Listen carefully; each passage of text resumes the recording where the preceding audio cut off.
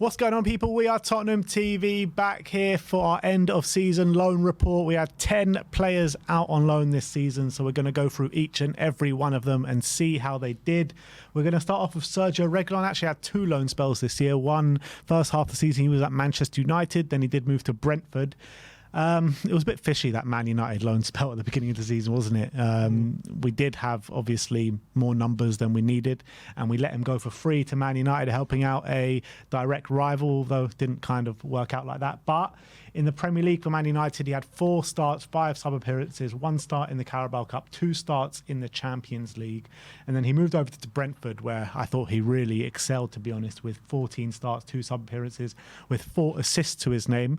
And I thought at Man United he actually did an okay job, but then really when he went to Brentford, he took it up another level, didn't he? I actually think Man United might have regretted letting him go, because in January Luke Shaw came back fit, which is why they said, okay, we don't need Reguilón anymore. And then Shaw got injured again, so they were stuck playing, Dalot and Wan-Bissaka in that position where they probably could have done with Reguilón for the second half of the season. But obviously Reguilón did move to Brentford. I did think it was a really good loan spell. I thought, obviously, when he was playing wing back for Tottenham, he didn't really have the attacking output we needed from that position. But for Brentford, I thought it was more than good enough, and he was a threat constantly down that side. He even took set pieces for them as well, which was quite a surprise because he wasn't associated with that kind of player at Tottenham, but was able to get forward so much, and he has got brilliant delivery. I remember watching a game against he got a 3-3 draw away at Villa, and he was probably one of the best players on the day for Brentford. Unfortunately, apparently his wages are going to prevent him from signing there permanently, which is a shame, because I think he would love to stay there, and I think it would be a good move for him and us, but looks like we're going to have to find a new home for him. Yeah, and in half a season for Brentford, he's equalled his best goal return or goal contribution return since his start of his Spurs career, which is very impressive for him. And I think that, in the last couple of years, it's gone horribly wrong for him. He went to Atletico Madrid on loan, didn't really do well. Then the Man United loan, now the Brentford loan. So maybe he's built up a bit of value and a bit of interest in him. Yeah, considering he consistently played pretty well in the Premier League for the last 6 months. I think he's a good player. A few teams should be looking at him. I was really surprised that when he went to Atletico, there was a lack of interest, really. And also when he went to United. So hopefully these last 6 months have shown everyone, look, he's still a very good player, and you should be looking at him if you need a left back. So I think, in terms of how we grade this loan spell, I think it was a successful one, to be honest. Yeah, I think in terms of the whole year, you probably give it a B. But in terms of his Brentford one, probably give it like an A. Jed Spence spent the first half of the season on loan at Leeds and then at Genoa. At Leeds was horrible for him, to be honest. 5 games, 5 starts, 2 sub appearances. Farke obviously didn't have some kind words to say for him by the end of it, but he went to Genoa, got 8 starts and 8 sub appearances. And if you believe what's going on in the press, they are keen to take him on a permanent deal. They are balking at maybe the $8.5 million price tag. But for a team in Italy that want to take him on a full-time basis, they've probably seen some good value there. Yeah, and I hope he really does go there, because his career was in massive danger of really badly falling apart, to be honest, given how his career has gone ever since joining Spurs. Conte didn't like him, never gave him minutes. He went over to Rennes, had some mixed performances. When he played, he was quite good, but then he dropped out the team, had some injuries. Leeds was a complete disaster. As you say, Farke accusing him of not giving his all. Sometimes he was late to training, wasn't happy with his timekeeping. But Genoa seemed pretty happy with him, and they seem to be wanting to take him on permanently. So I really hope that he goes there, proves everyone wrong, and has a really great career. But I think Ange clearly hasn't given him an opportunity, because he was part of pre-season, wasn't he? He actually I think he played in that Barcelona game before pre-season, but Ange clearly didn't fancy him. So I think at this point in time, I don't think he's got a place at Tottenham, so I think he really needs a move. Maybe it was like the change of environment, change of country that really did well for him, because maybe he was a bit too much in his comfort zone, being here in England, going around the clubs, and maybe not feeling wanted at any of them. And maybe Genoa, a change in scenery, a change in culture, and that's really done the world of good for him, and hopefully he can kick on from here. Yeah, I hope so. I mean, he went to Rennes as well. That's true. Which, it had mixed results. I remember against PSG, people were saying he had a brilliant game, so it wasn't all bad. but unfortunately they didn't end up keeping him on. So I don't think they liked him that much. His two best loan spells have come from outside this country, though. Yeah, so maybe that's what he needs. So in terms of a grading for that one, I'd probably give it a B. Yeah, well, yeah, probably a B. If it was Leeds, it would probably get like a D or F probably. Yeah. Japhet Tanganga, he also had two loan spells. First half of the season at Augsburg, second half of the season at Millwall. Augsburg pretty much couldn't have gone any further wrong for him. I think he had some crazy training ground incident when he was on a bike and he fell off it and got an injury from it. Didn't make 1 minute appearance for Augsburg. Went out, came back, went to Millwall on loan, 17 starts, 1 sub-appearances, 2 goals. The fans seem to love him. The players seem to love him. Definitely an A-star loan spell for Japhet, and it's really good to see him, Tottenham Academy graduate, no ends of problems at Spurs in terms of injuries. His best loan spell, obviously, I think those were his only 2 loan spells, to be fair, but he's really found a home there at Millwall. I don't know if he's going to stay there. I don't know if he's going to go to another Championship club or a lower Premier League side, but he's definitely built up some value for himself. Yeah, I'm delighted for him because another player who obviously came through the youth academy at Spurs, and there was a lot of excitement about him when he made his debut, got man of the match against Liverpool, and everyone was expecting big things from Japhet. Clearly there's a good player there. There's a talented defender, and he's a big, strong defender when he's on his game, when he's confident. But he had so many injuries over the last few years and also never really got a consistent run of games. You can see that confidence seeped out of him. And when he did get his opportunities, unfortunately, he was really, really poor. And that led to less opportunities with every appearance he had. So this was the first time, obviously, he's gone out on loan and they look to kind of for him to progress. And he did have to drop down a level, which I think he'll be disappointed about because I think we know there's a potential Premier League standard defender there, but I think he just had to drop down a level just to regain that confidence. He is still young. You forget, still what, 23, 24. So he is, he's still on the younger side. He's still got a lot of years left ahead of him. So he's dropped down a level. He's had a really great second half of the season. I really hope that's going to help him build his confidence again. Yeah, 25 actually now. 25. Next up, but the question is, how much we can demand for him, and are Millwall going to pay it? Yeah, I mean, he's got a year left on his deal, so I can't imagine us demanding too much, seeing as he's an academy graduate. The unfortunate thing is, a couple of years ago, there was talk of AC Milan. Yeah. They were talking about Have Milan called yet? They were talking about 15, 20 million at that point. So the thought of Tottenham now only getting 5 million for a player, in my opinion, at his very best, could easily be a player worth at least 10 million. So it'll be annoying not to get what he's probably worth, but unfortunately, given how we've handled his progress, we're not going to get more than 5. You reap what you sow is what they say, and I think that's exactly what it comes down to with the way Spurs have handled Japhet Tanganga since the emergence of him coming into the first team, because we'd never aided his development. We never gave him early loan spells. We never gave him consistent football, and I think that's what we're seeing at the moment with him. But definitely massively. I'm so happy to see what he's done at Millwall, and hopefully he makes a career for himself on that. But in terms of Augsburg, it's probably like not even a grade, but Millwall, A-star. I don't know what it is about these loans. First half terrible, second half better, but seems to happen a few times. Yeah.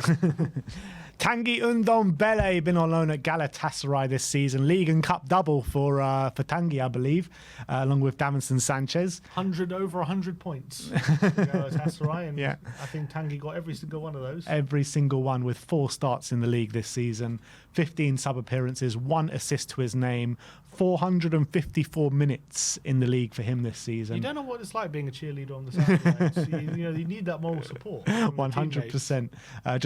Just to eat up all their excess food, I think. In the Champions League, he got 1 start, 3 sub-appearances, 90 minutes in total. We've heard the disgruntlement coming out from the manager talking about Ndombele halfway through the season. That did quieten down, but I don't believe they'll be taking him up on any sort of option or anything like that. So we're going to have to find a new home for him. But again, it's a loan spell where he's come home with a trophy, but the manager's probably not too happy with him. It's a weird one, isn't it? He keeps going to teams winning the league, but doesn't make a big impact. But there was even talks in January of them cancelling his contract, which didn't come to fruition in the end. There was even rumours they found him eating junk food in his hotel room. I don't know how true those are, but those were the suggestions. Apparently he does eat Apparently, it is a joke, but apparently he does eat like a lot of junk food. That's what apparently the reports in Turkey are saying. As much as it sounds like I'm making up nonsense, that is what reports are saying. So clearly he hasn't learned a lot of lessons. I mean, when he has been on the pitch, hasn't played very well apparently, and just another season where he's not kicked on. And what is he coming up to 28 now, isn't he? It's mad that he's literally 5 years now. We signed him at 23. Yeah. So as a youngster, now he's getting nearly 30, and he just hasn't done anything. Yeah. He is probably the most frustrating footballer I've ever come across. He had the world at his feet when we signed him, £65 million. If you just look at his show reel from Tottenham alone, just the good parts of his play at Tottenham, you probably think like this is the best player that's ever graced the planet. But he is literally, he's a disgrace. That's all he is. Yeah, taking his money and enjoying life. Yeah, let's just hope we can find a home for him. But I think if you go to Italy, win the cup there, and they don't want to take you up, then you have to drop down to Turkey, win the league, and they don't want to take you up. So where do you turn after that? Saudi? Does Saudi even want him? Would Saudi even want him? Good question. So yeah, I'm going to grade that probably An F. Probably. an F. Yeah. Ashley Phillips for Plymouth, 16 league starts, 2 sub-appearances, 2 starts in the FA Cup with 1 assist. Plymouth's Young Player of the Year this season, and he only came in January as well. I was quite frustrated because he did go in January, and we did have the mad injury crisis in the centre-back, and he didn't get a shout. He wasn't given a go from Ange Postecoglou, which was a bit frustrating for me. But he's gone to Plymouth. He's done really well there. Young Player of the Year. He can probably have another loan spell this next season where he looks at maybe a team in the upper echelons of the Championship or the lower echelons of the Premier League. So I think he's progressing nicely. Yeah, I think it's been brilliant for him to get that experience. Obviously, he did have Championship experience with Blackburn, which convinced Tottenham to sign him. But I think that was only 8 appearances before we did sign him. So obviously, he came to Tottenham. 6 months he had with the first team. We had a good look at him. A lot of people were talking him up, and a lot of people were very excited about him, but he actually never made any appearances during that time. So really great for his development. The fact that he got Young Player of the Year will only give him more and more confidence, which is really, really great. Hopefully he gets a loan deal next season with a better kind of Championship team to kind of match his level a bit. Well, whenever I hear or see Plymouth fans talking about him on social media, they're always waxing lyrical about him, always saying what an amazing player he is, even in games where Plymouth haven't done so well themselves. Ashley Phillips seems to have been a shining light in a lot of those performances. So really, really encouraging loan spell. You've got to remember, he's still, 18, 19? 18, yeah. Still so young, especially for a centre-back. But if you're performing well, even at Championship level at that age, that is a very, very promising sign. So I'm really looking forward to what he's going to bring about next season. And you look at his frame, you look at his build and his physique. I mean, he just looks like so physically more advanced than probably anyone that we have in the under-21s even, never mind the under-18s. So that's a massive plus that he's got going for him. And I think he's got a massive future in the game, Ashley Phillips. And this is nothing short but an A-star for me. Young Player of the Year, how can it not be? 100%. Virgil van Phillips. He does have that kind of look about him, doesn't he? Alfie Devine at Port Vale, second half of the season at Plymouth. At Port Vale, he started 14 league games, 6 sub-appearances, 2 goals, 1 assist. In the EFL Cup, he had 4 starts, 1 goal, 1 assist. In the FA Cup, he had 2 starts and 1 goal. So a very good first half of the year in League One for Alfie Devine. In the second half, he made the step up to the Championship. 9 starts, 6 sub-appearances and 2 assists to his name. And very versatile. He played on the left wing, he played centre mid, he played in the number 10, quite equally across both of those loan spells. I think Plymouth, he found it a bit more harder, as you would, probably moving up to the Championship at his age. He was in and out of the team at Plymouth, wasn't he? And I think he ended the season really well. But there were periods of the season where the manager didn't fancy him or took him out of the team for a certain amount of games. But I still think when you're judging his age, his development over the course of the 2 loans, I think it has been successful. Definitely, and the fact that they felt the need in January to move him up a level suggests that they went very well in the first half of the season. I remember the manager of Port Vale saying how much responsibility Devine was taking when he when he signed for them. I remember one of the games he came off the bench with 5 minutes to go, and they got a last-minute penalty, and he stepped up and said, I want to take this and put it in the back of the net. There was in the Carabao Cup, he was absolutely brilliant. There was one game he scored the winner from 25 yards and got them to the quarterfinals, I think, for the first time in their history.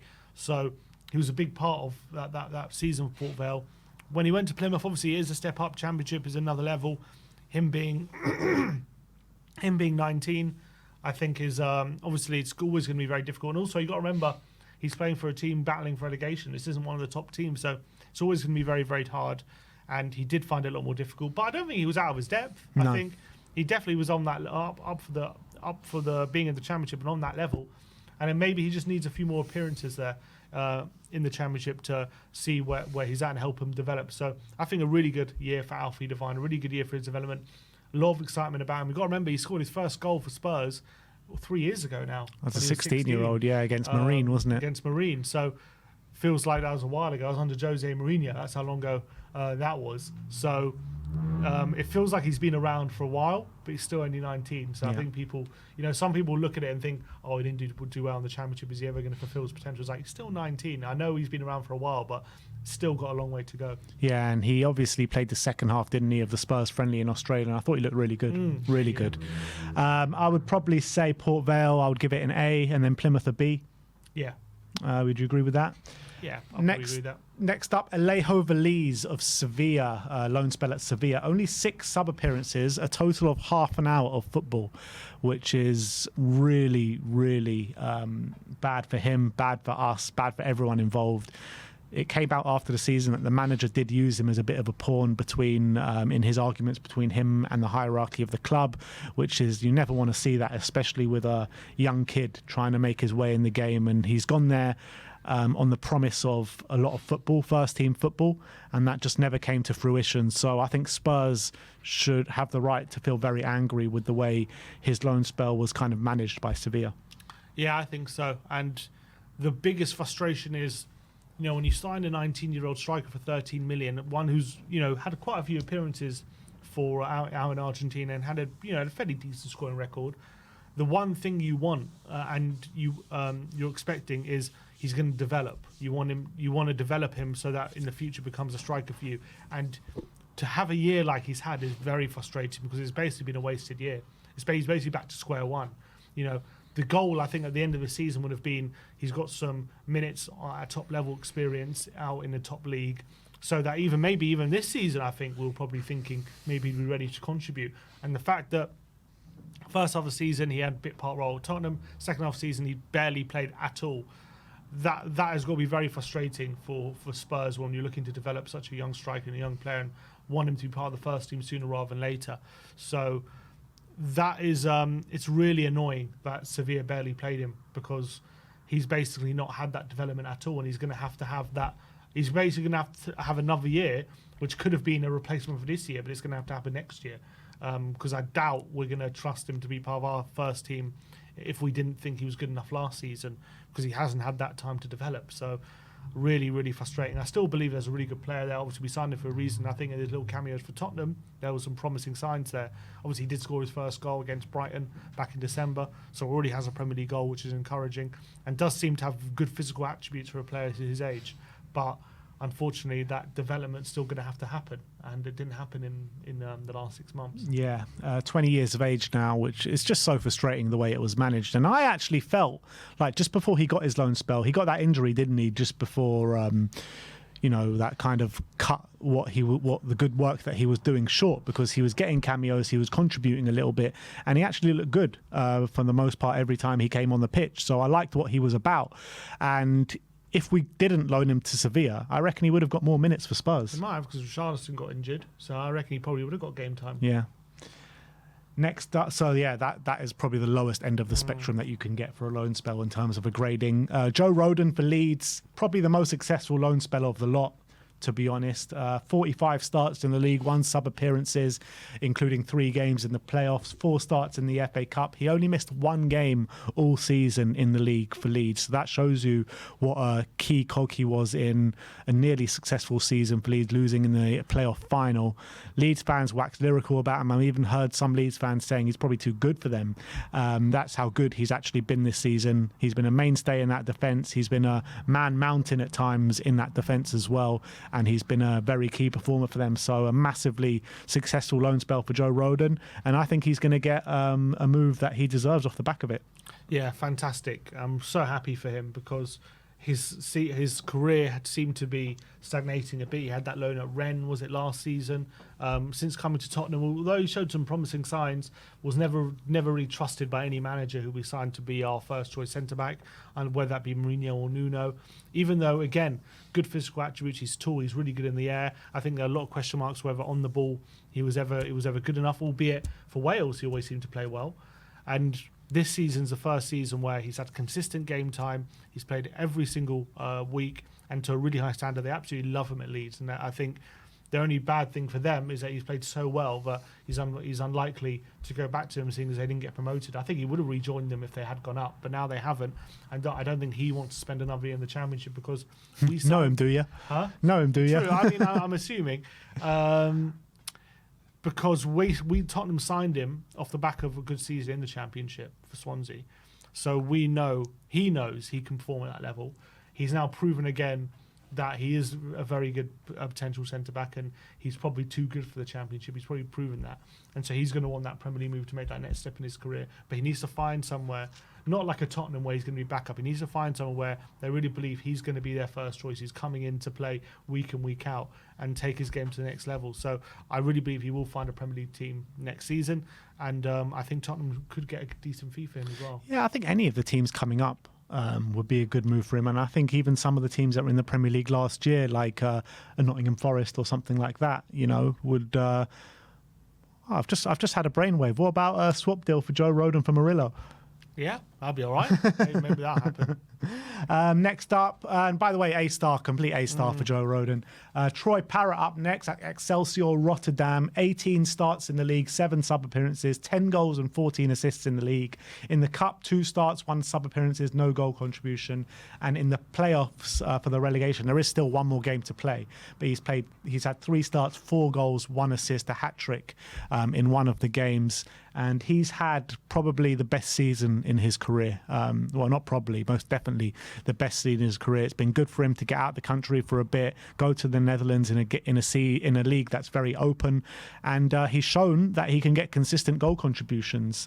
Whether he's done enough to maybe, for Spurs to call him on to be part of the first team, I don't know. I think Ange will, take a look at him at pre-season, but I do imagine that he's built a bit of value, and we will probably try and cash in this summer. Yeah, I think you've got to give him a lot of credit, because going to Eredivisie, playing for a team who are currently in the relegation playoffs, so one of the weaker teams in Eredivisie, is not easy. And even for a player his age to be kind of an outstanding player in that league, at that kind of team, is not an easy thing to do. And I think he's taken up that mantle and done extremely well. And as well, he started the season with kind of limited game time, earned his spot in the team, and has actually been a fairly consistent goal scorer ever since he started starting games to them. So that's what you got to do as a young player trying to break in. He kind of took the most out of the limited minutes he was getting. I can see here at the start of the season he was getting 17 minutes, 19 minutes, 18 minutes, and he was scoring regularly whenever he was coming on. So they had no choice but to start him games. And once he got into the team, he's been a fairly consistent goal scorer. And this is in top-level men's football. I know Dutch League isn't the best league in the world, but it's still a top division with some good teams in it. And he's in one of the weaker teams, and he's scoring regularly. So at 22 years of age, that's a really, really promising sign. But I think Spurs have to make a decision. Is it time to now get the most money you can for him, for a player his age? Because we have been struggling for offers for him over the years. Do we give him a new contract and maybe 1 more loan spell at a higher league and see if we can get even more money for him? Do we cash in now, or doesn't he have just 1 year left though? I'm saying, do we give him a new contract? Oh, I see. And then maybe send him another loan deal, and see if you get even more money for him. Maybe send him to a Premier League team or whatever. Or do we take a good look at him in the pre-season and think, look, he's a striker who has been scoring goals at Eredivisie, so maybe it's worth just to take a look at him and see, is there a potential for him to actually play a part for us? Because he's a Tottenham boy. He says his dream is to be involved with Tottenham and play for Tottenham. So when you've got players that are that hungry to play for you, that's a very important thing. You don't want to throw it away. So it's a big decision for Tottenham this season, but I'm delighted for him because there's been a lot of hype about him over the years about what potential he has. Never really lived up to it, especially when he got performances for Tottenham. You got to remember, it was all those years ago back in Colchester he made his debut, remember? Yeah. And that we I was there that cold night in Colchester. Under Pochettino back in 2019 it would have been. But what always sticks in my mind ago. is the penalty miss, wasn't it, against Middlesbrough? Norwich. Was it Norwich? Norwich or yeah. Middlesbrough? Norwich. Yeah, that again, he was so if that was 5 years ago, you would have been 17. And he's an example of you throw a player in who's maybe not ready at such a young age and kill his confidence. And I feel like it did for a bit. Potentially. And, he didn't do too well in his loan spells, albeit I think there was one loan spell, I think it was Preston, where they said he was playing really well, but he never really got the goal contributions. And then now he's gone to Holland, really found his confidence, I'm hoping anyway, got a good goal tally. And I'm really excited to see what we do with him next. I mean, even if we sell him, we get a good fee for him, but I think there's a good player there, so we should be careful about what we do with him. Yeah, it's just unfortunate the team that he is playing for is actually going to get relegated, because I think in the first leg of the final they lost like 7-2 or something. 6-2. 6-2. But yeah, they got really. They scored a penalty, I think, in that game, but 6-2. I mean, he's going to have to score a lot of goals to overturn that one. But in terms of a loan spell for his development, I would say A-star as well for Troy Parrott. And last but not least, Josh Keeley at Barnet in the non-league. He played 18 games, 3 clean sheets. In the EFL Trophy, 3 starts and 1 clean sheet. And I feel like he's had a lot of good reports coming out of Barnet. Obviously a young keeper, I think 20 years of age, to play week in, week out for a team like Barnet in the non-league is something really impressive for him. Although I went to a Barnet game. They were in the playoffs. They played Solihull Moors. Unfortunately, they lost. The glamour. They lost, I think, 3-0 on the day or 4-0, and he was in goal. He didn't have his best game, but what I did notice from him is he's a very, very confident lad. He sometimes he picks up the ball and he goes near the halfway line, like just carrying it, and like he's got no fear about passing, going forward, passing it where he feels like there's a good pass on. Unfortunately, did get beaten quite a few times and maybe could have done better. And I did hear a few Barnet fans next to me, and one of them said,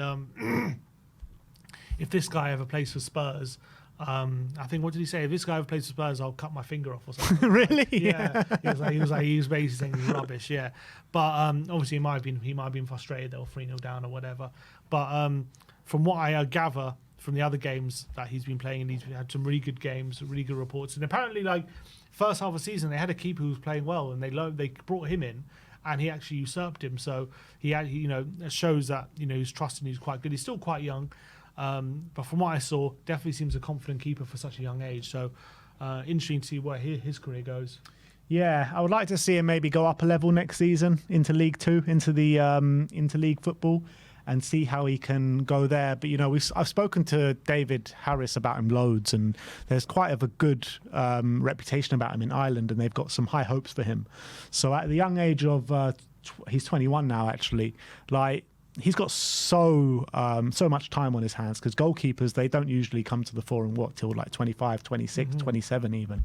So Vicario. Yeah, he's got a lot of time on his hands. So I'd like to see him like progress nicely now. And I think it was a good season for him, but I'm looking for better next season for sure. Keepers are weird. Like sometimes you don't even get your big break till like, I think Emi Martinez got his big break at like 27, 28 when he was always like third choice for Arsenal in couple of keepers get injured and all of a sudden you're in the team. So keepers got to be patient. Yeah, and Brandon Austin signing a 5-year contract, taking for 30 without a goal, without an appearance. He'll be our number 1 soon. How would you rate his loan spell? Probably like a B or something? Yeah, probably a B. Yeah.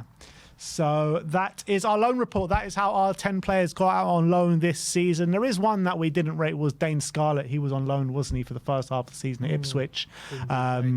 Poor loan spell for him in an Ipswich team that got promoted. It was hard for him to break into the team because of how well Ipswich are actually playing. So he was like a victim of their success, kind of. unfortunately. So and he come back and he's had a bit part role at Spurs. But look, that is your loan report for the 11 players that Spurs had out on loan this season. Let me know your thoughts on each and every one of them in the comment section below. Do you think out of any of these players, any of them come back to Tottenham and part of the squad next year? I think if you're going to say any of them, probably Alfie Devine's probably the most likely. Devine. Valise maybe. Who's the most likely? Yeah, Devine's probably got a chance. I think Parrott maybe has a slight chance. Regular, I don't think so. Out of anyone, no. I think the only ones that have potential future at Spurs Obviously are Valise, yeah. Phillips, Devine, Valise, and much later down the line, Keeley.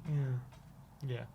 So we'll have to see how that one pans out. But once again, thank you everyone for joining us today. Like, subscribe, and comment. And as always, come on, you Spurs.